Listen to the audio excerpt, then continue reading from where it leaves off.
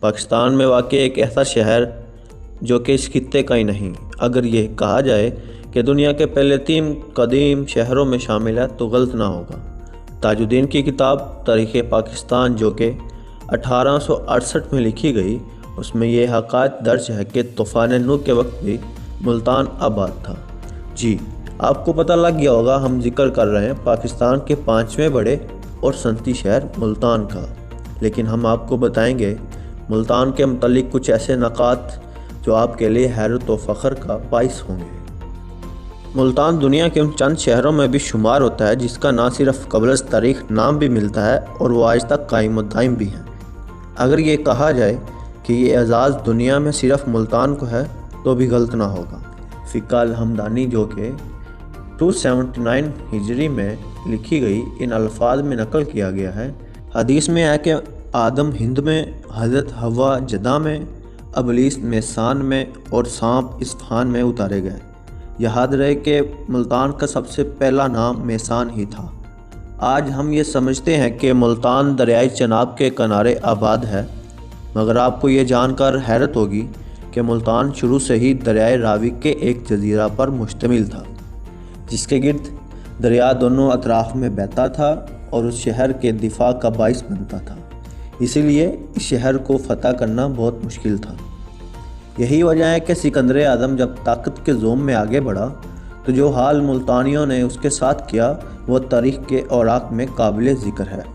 ہندو کی سب سے پہلی مقدس اور دنیا کی اولین کتابوں میں سے ایک سمجھی جانے والی کتاب ریگ وید بھی ملتان میں لکھی گئی۔ جغرافیائی اعتبار سے بھی ملتان کا محل وقوع بہت اہمیت کا حامل تھا کہ ایران، فارس، خراسان، افغانستان اور یورپ سے آنے والے تمام قافلوں اور حملہ آوروں کے راستے میں پڑتا تھا۔ یہی وجہ ہے کہ یہ شہر بہت زیادہ تباہ و برباد ہوا اور جنگیں لڑی گئیں۔ اس شہر کو اولیاء کا شہر بھی کہا جاتا ہے کیونکہ یہاں کافی تعداد میں اولیاء اور صوفیہ کرام کے مزارات موجود ہیں۔ مشہور مزارات میں حضرت یوسف قرضاوی کا مزار سر فہرست ہے۔ دیگر مزارات میں حضرت شاہ شمس تبریز، بہاؤالدین زکریہ، بی بی نیک دامن، حضرت شاہ رکن عالم اور دیگر صوفیہ کرام کے مزارات شامل ہیں۔ یہ شہر اس کے محافظ کے ہاتھوں صدیوں تک اجڑتا اور بنتا رہا، لیکن تاریخ کے کسی بھی زمانے سے اس کا وجود نہ مٹ سکا اور نہ ہی یہ شہر کسی طرح اپنی افادیت کھو سکا۔ قدیم عہد میں ملتان کا یہ قلعہ فوجی نقطہ نظر سے دفاع کی علامت اور طرز تعمیر کا شاہکار تھا۔ کہا جاتا ہے کہ ملتان کا یہ قلعہ ایک اونچے ڈیلے پر کچی مٹی سے بنا ہوا تھا۔ جب سکندر اعظم ملتان آیا تو اس وقت قلعہ کچی مٹی سے ہی بنا تھا، لیکن دفاعی لحاظ سے یہ اس وقت بھی ایک مضبوط قلعہ تھا اور سکندر اعظم کی فوج اس قلعہ کو عبور نہ کر سکی۔ سکندر اعظم جب ملتان پر حملہ آور ہوا تو دریائے راوی 2 شاخوں میں تقسیم ہو کر شہر کے ارد گرد بہتا تھا اور شہر پر قدرتی محافظ بھی تھا۔ اس تاریخی قلعے پر ہزاروں جنگیں ہوئیں اور پورا قلعہ انسانی ڈھانچوں کا مدفن ہے۔ ملتان پرانے وقتوں میں ہندوستان کے باشندوں کے معروف مذہبی مراکز میں سے ایک رہا ہے، جس کی وجہ یہاں پر دیوتا آدتیہ ناتھ مندر اور پرہات پوری مندر موجود ہیں۔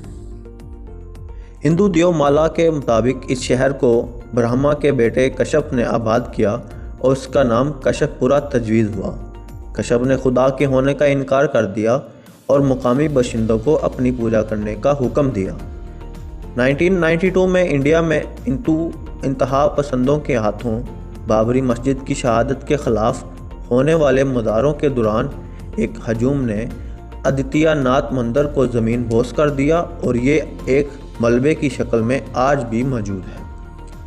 ملتان کے قدیم دروازوں کے نام لیے جائیں تو ان میں پاک گیٹ، لاہوری گیٹ، دولت گیٹ، دلی گیٹ، بہور گیٹ اور حرم گیٹ شامل ہیں۔